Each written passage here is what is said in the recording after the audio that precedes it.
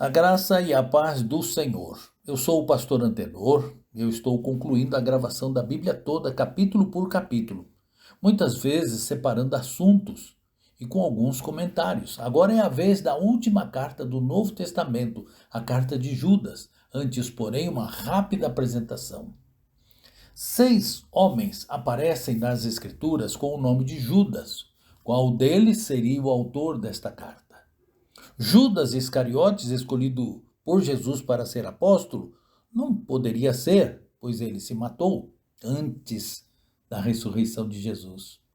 O irmão de Jesus, também chamado Judas, é o mais forte candidato, pois se diz também irmão de Tiago, outro irmão de Jesus. Entende-se que ele se auto-intitula servo de Jesus Cristo em reconhecimento da sua divindade. Temos ainda o apóstolo filho de Tiago, também chamado de Tadeu, que se fosse ele o escritor, se identificaria como o apóstolo de Jesus.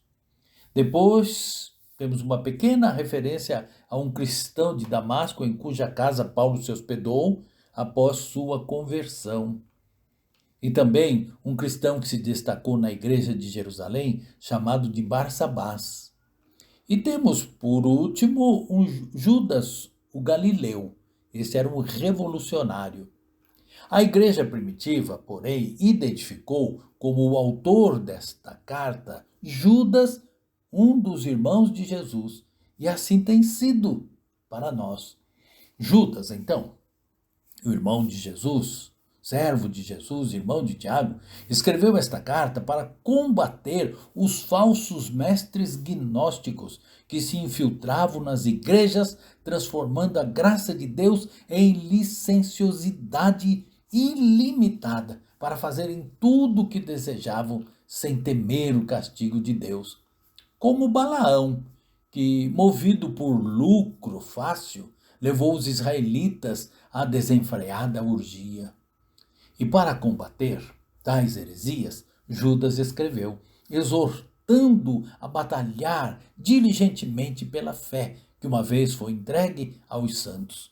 Judas utilizou duras expressões para esses falsos mestres, homens ímpios que transformam a graça do nosso Deus em libertinagem, negam a Jesus Cristo, entregam-se à imoralidade sexual como animais irracionais, se corrompem, pastores que só cuidam de si mesmo, nuvens sem água, ondas bravias do mar que espumam as suas próprias sujeiras, estrelas errantes para as quais tem sido guardada a negridão das trevas para sempre. Murmuradores, descontentes, andando segundo as suas paixões, promovem divisões sensuais que não têm o espírito. Com essas sentenças, o autor deixa bem claro que no dia do Senhor os ímpios serão destruídos por Jesus. O gnosticismo tinha se alastrado pelas searas do Senhor e já contaminava muito de seus fiéis. Congregações eram subvertidas, obreiros enganados, até os mesmos responsáveis pelo rebanho viam-se ludibriado por suas mentiras.